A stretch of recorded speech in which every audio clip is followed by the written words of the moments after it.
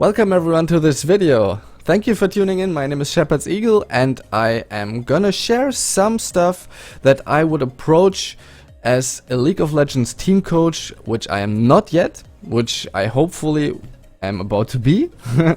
So basically you can take some of my coaching methods I would apply as a team coach away from this video. Maybe you like it, maybe you don't like it. I am by no means perfect, so if you have anything on what you want me to on which you want to correct me on, sorry.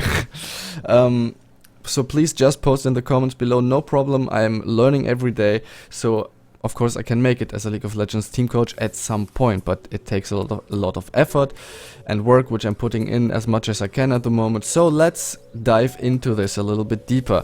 I'm gonna talk a couple of points here. I have a little presentation made up. This is not gonna stay like this for the whole video, don't worry.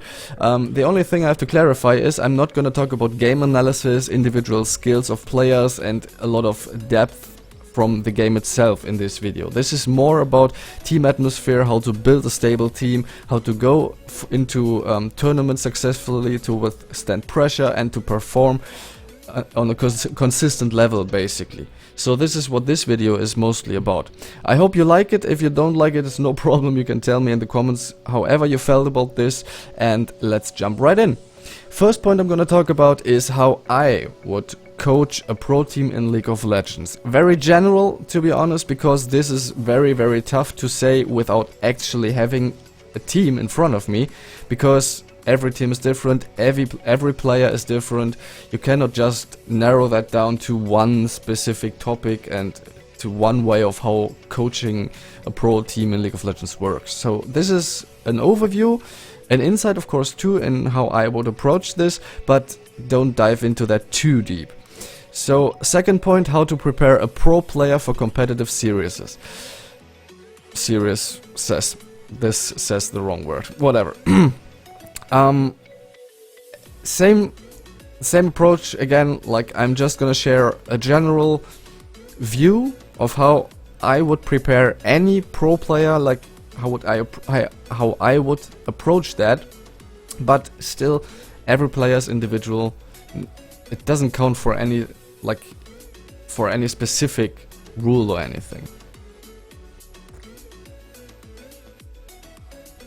So, third point, the challenge in competitive tournaments. I'm gonna talk a little bit about that. I have some other videos about mental edge and stuff like this, which is also part of that, but I'm gonna do a very simple overview about the challenge in competitive tournaments, so you can follow my approach as a coach a little bit better.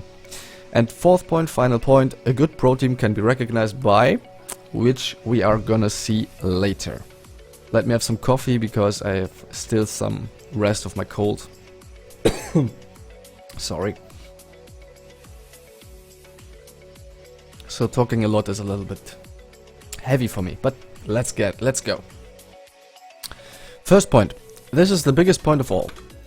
You will see when we enter here. It looks a little bit complicated, but it is not at all. So I'm gonna split that up for you a little bit so you can follow me here. First thing, I am here as a coach. As you can see in the middle, the players are above me. The 5 players. This is a nice example of how you can view your position as a coach in a team actually, because the players are above you. Like it's not like you are daddy, like the coaching daddy or anything. Of course you have some role like that, but basically the players have to be served by your work, so they do better. It's not like they are your sheeps and you are the big daddy or whatever. So I would feel like my work totally makes these guys great. This is like I would approach my mindset as being part of a team, because as a coach I am part of a team. It's not like I go there and they are my employees or anything, or I'm their employee, whatever. It's really like a synergy in a team. I'm part of a team like a real player. The only thing is I'm not on the Rift. That's basically the difference, like in the series.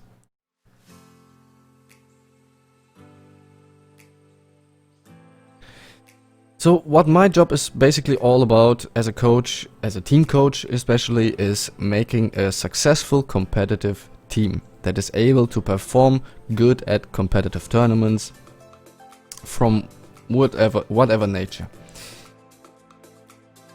It looks a little bit all over the place here, what I wrote in there, but that's for a reason, so let me just explain that a little bit. Like, a team is mostly like 5, 6, 7 or even 8 players. 5 of them are mostly on the Rift, which you can see in the game of course, but the others are part of the team too. So a team is not just a unit when you create it. It's not like you take 5 players, and you're okay, you guys function now. It's not working, of course, you can imagine that. Sorry. There's a lot of work behind that. So the first thing, as you can see, I marked this with this drawing here. I have to communicate as a coach with every single player individually. Like, this is nothing where I stand in front of 5 players and say like, okay, guys, you do this and you do that and work somehow.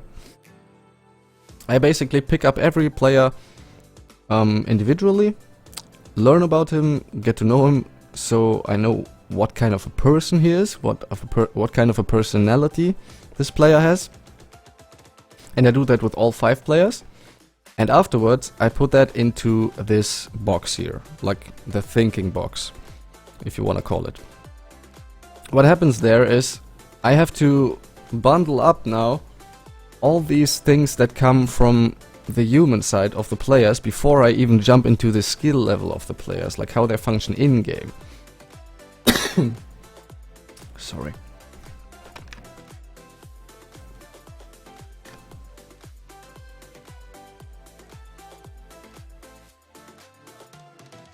So basically, every player brings his own stuff.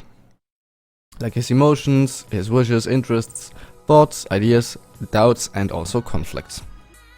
What I did here, you might be wondering why this weird drawing is here from problems. The thing is, you can compare this to an in-game analyst a little bit. Like, for an in-game analyst who wants to focus completely on the game and what happens on the Rift itself, these things here are considered problems because it's not his job. An in-game analyst doesn't deal with that kind of stuff. That's only the job of a coach. And this is why you have like 2 different jobs there. Analysts and coaches definitely don't do the same work. I'm really sorry for the coughs. So for me as a coach, these here cannot be called problems, because if I view it as a problem, I pull myself out of that. This is why I don't like the word problems at all. To call this here a problem or something is just wrong. Because this is a condition that has to be matched and has to work, like this box here with all the stuff from the players, to finally make it as a team in-game. So if I as a coach am able to make this box here work and to build a competitive team, and competitive team, I want to clarify that, doesn't mean that you play League of Legends in a competitive environment. This is not what I mean by competitive team.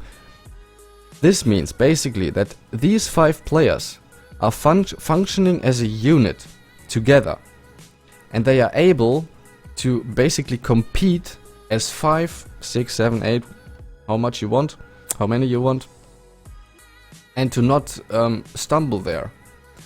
So their unity doesn't get cracked or divided at any point, so they really function in a competitive environment. This is what I mean by competitive team, and this is why this is in the box. This is what my outcome should look like. A competitive team that can basically have those 3 points: development, growth, and strength, which is constantly building up. And then if I solve this box here and make it work basically, so we get a competitive team, then the team can jump in game and work with an analyst, sorry, who is basically able to give the players the right information, take the right information from them, and to figure out the best ways and place in the game. So this is basically what you can take away from that. The coach has a lot to do with the human nature or the human side of the players to make them function as a unit, as a competitive team that can make it in League of Legends. And the analyst, of course, does his work to build up on that. Like, he takes my work and makes it even better. So of course I am, as a coach, not only dedicated to the human side of the players, I'm also really focused on in-game behavior. Like, draft phase is a lot of stuff I'm gonna talk about in future videos. I did some videos about that already. In-game, of course, like analysis and stuff, there's a lot to see and a lot to review, because the behavior, like, from the players who basically go into the game with what they have learned outside of the game, it shows in the game too, and the game reflects on the players and the players reflect on the game. So it's a two-sided coin. So if the players, for example, feel as a unit outside of the game, they go into the game and then suddenly it's like, what's happening here? I don't feel that good anymore with these guys or whatever. It can happen because of the game, so I have to be in the game too as a coach. It's not just like, okay, I coach you guys, go play the game, I don't know anything about it.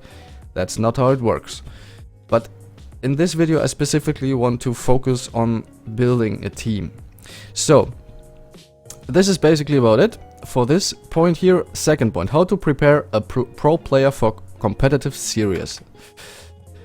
This is very, very simple, as I said, because there's nothing you can put on any player. Like, all players are different basically, so this is just an overview how you can approach preparing a pro player for a competitive series. First, the player brings skill and preparation. This is the part where the player puts all his work in, like all the hours he's playing the game.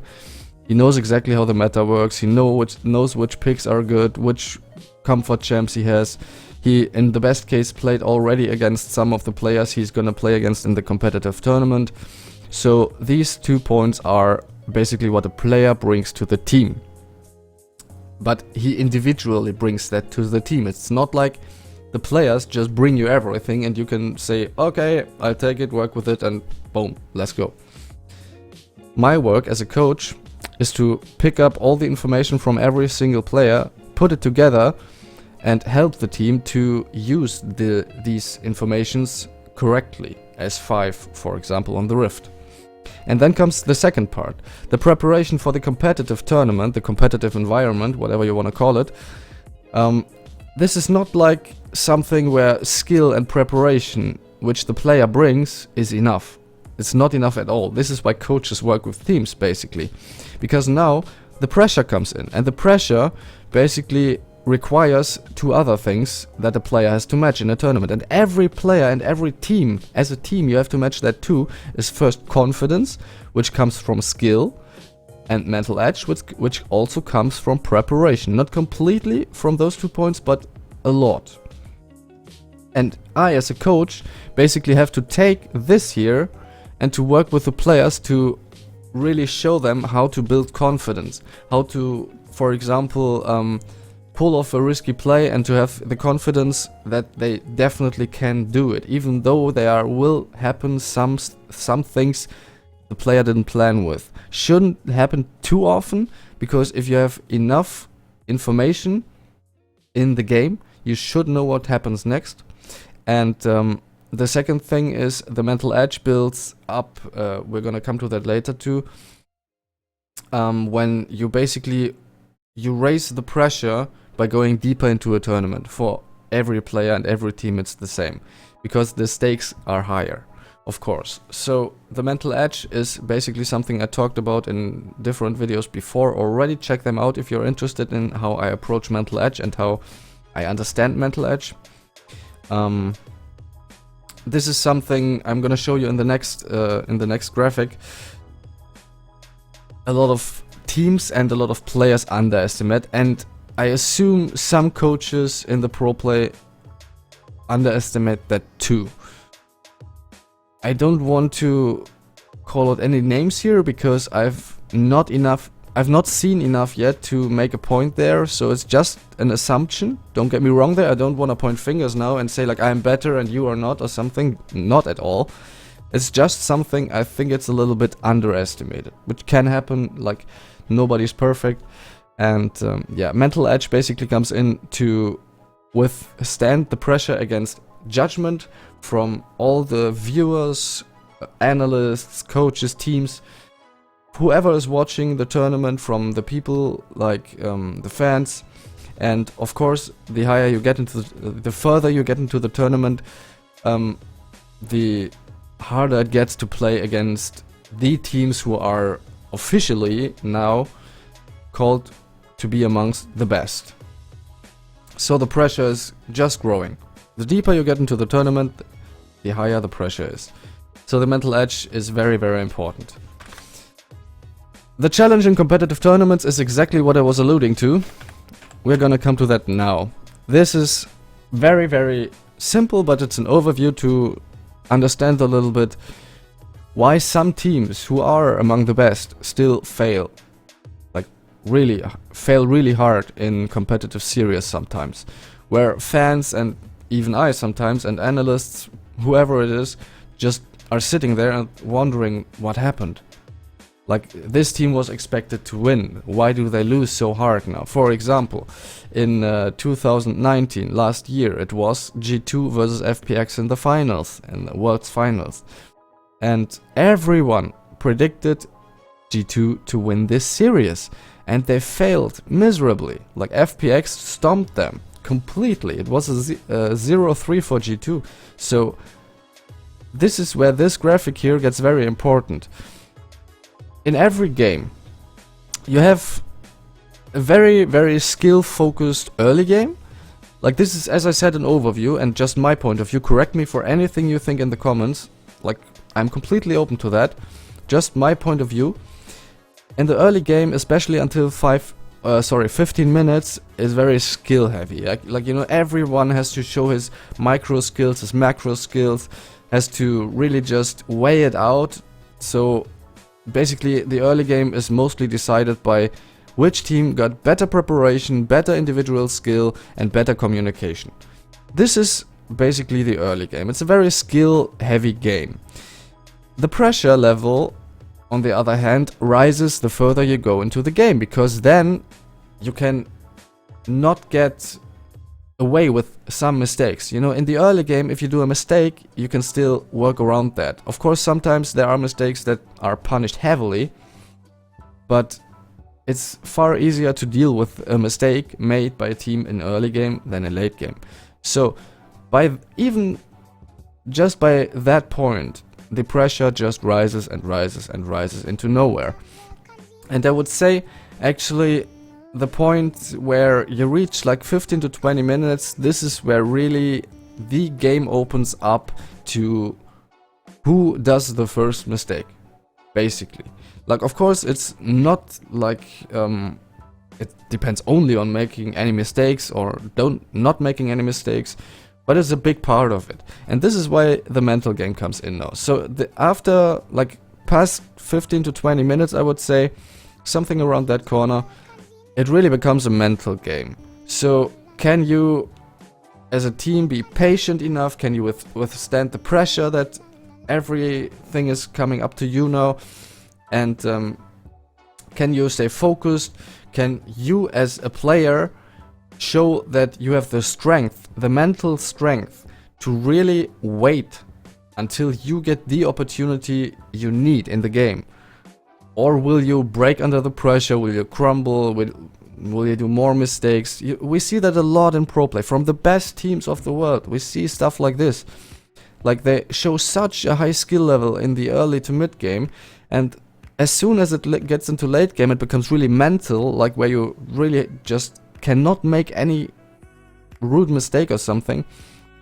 Even the best teams just stumble, where analysts say like, why the hell did that happen?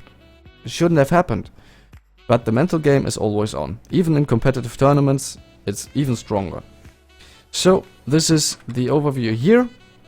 The challenge in competitive tournaments is the mental edge. And the mental pressure, basically. Last point A good pro team can be recognized by... This is something I have to introduce you a little bit to. Because every point I was talking about now, like the first 3 points, they work into each other.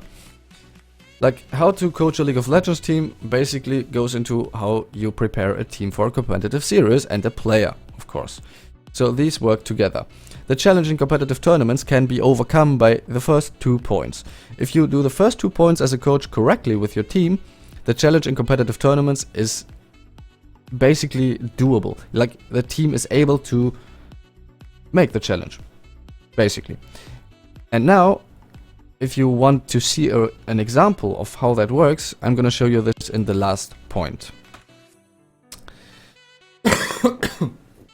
Sorry. This looks a little bit... if you have watched my last video about the triangle of coaching, like team coaching triangle I did here on this channel, this might look familiar. But this is a little bit more to make clear how the professional teams basically show their success over and over again, and also professional players. Because if you don't get enough information about this triangle here, please watch the video about the triangle of team coaching, which I posted on my channel here.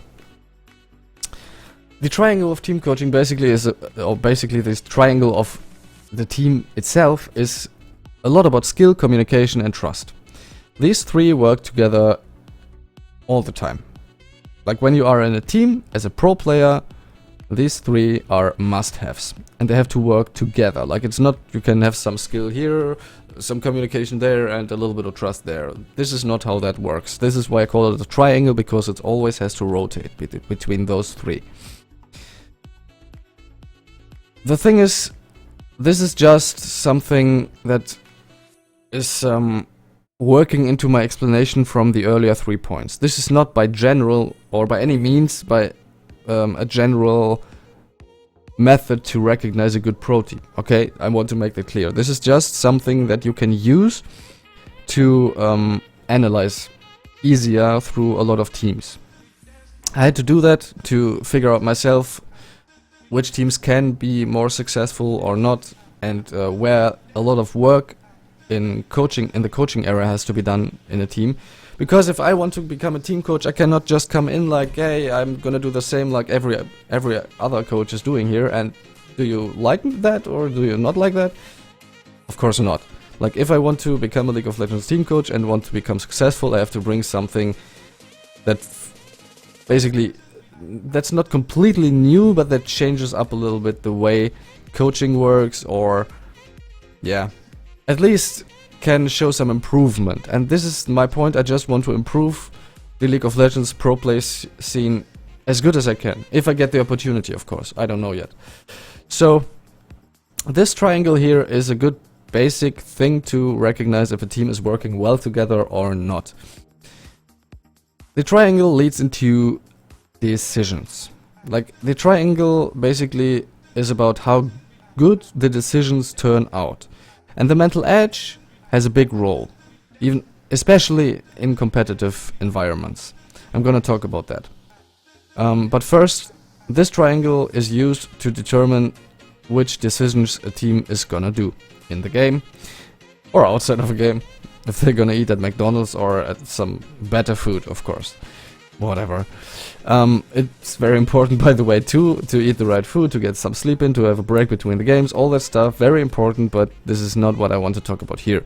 So, we have good decisions, bad decisions, and questionable decisions in game.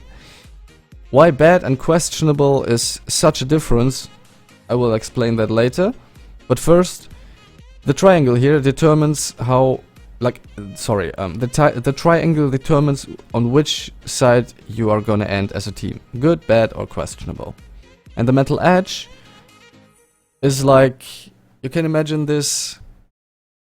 If you have a ship and you are on the sea and it's all shaky and the wind is really blowing and the waves are getting bigger and bigger. If you don't have the experience to bring that ship safely into the next haven, you're gonna drown with that ship. And the mental edge is basically the experience. So you know you are on the sea, you know you can go somewhere with that boat or ship or whatever, but if you don't have the experience to sail through a storm, won't be of any use. Your basic knowledge. So the mental edge is the experience a little bit. Like you can imagine it if you want to have some pictures. As I said, by no means this is perfect, just something to show you a little bit how I work. So, good decisions, to describe them a little bit, means basically the triangle is working well, like this. The skill of the players works well into the communication, everyone is communicating what's happening on the map, the trust is there. Like if some player says, hey, I'm gonna pull off a crazy play now, like everyone is like, okay, we trust in you that you can really do that. And if it doesn't go well, who cares? But the trust is there and we're gonna support you and really work as a team there. So everyone is giving his own individual input, so it just gets better and better as a team. So this is a working triangle basically. And the positive mental edge means very simple. As I said before, the mental edge determines how well you are gonna withstand pressure. So that you can make good decisions just means that you feel in control, you are in the driver's seat in the game. You really, like I talked about this in my reaction video to Jenko's story as a player. You just feel like you belong where you are. This is a very, very simple way to describe it basically, but it works and it's very, very important to have a positive mental edge in competitive environments. So bad decisions, I would argue that 1 to 2 points in that triangle are shaky. Doesn't mean they are not working, just means there's some more work to be done. It's already on a good way, for example, but something here is a little bit off, I would say. And the mental edge basically is a little bit neutral.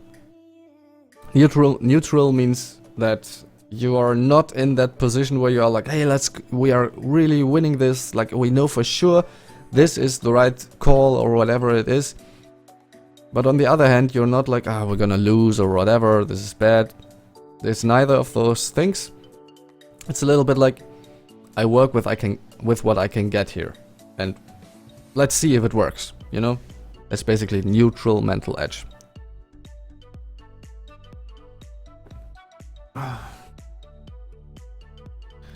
I see, it's getting a little longer again, this video. Sorry. I try to keep it as short as possible, but it's some stuff to talk about. Oui. Hello. Alright. Last point. The questionable decisions. What I mean by that is the decisions where analysts, casters, and even normal viewers look at the play or a game and are like, what the hell was he thinking? Or were they thinking to do that? Like, off of any logic, why did that happen? Doesn't make any sense, doesn't seem logical, just questionable, you know? And this is the kind of decision making where a team is really showing that in this triangle, mostly one point is just not working at all. For example, the trust.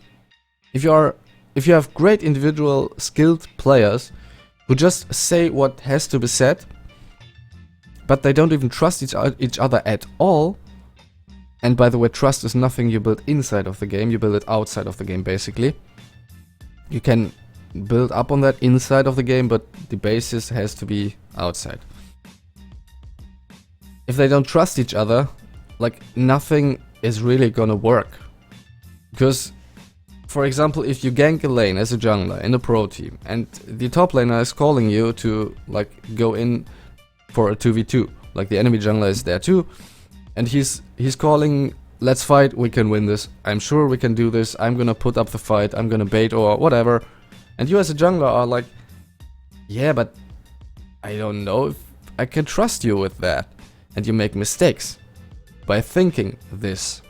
Why? It's pretty simple, because you don't expect your top laner, for example, in this case, or on the other way around, the jungler, to do what has to be done to win that fight. So you try to take his role over, for example, and to do a little more than you can, than you really can, and instantly the fight goes wrong. So this is why trust is so important. And this is, for example, in this case, like questionable decisions that mostly one point is really not working, which you have to put a lot of work in as a team coach with your players. And of course, it also just forces the players into a negative mental edge. And they come, most of the time, they come into the game already with that negative mental edge. Like they break easily, they stumble hard. If they fall, they are not gonna stand up again. This is what a negative mental edge means. And those are the reasons for these kind of decisions. For good, bad, or questionable decisions. One thing I have to mention again, bad decisions are not worse than questionable decisions. Because we've seen that a lot in games where teams just make some mistakes. Bad decisions, basically.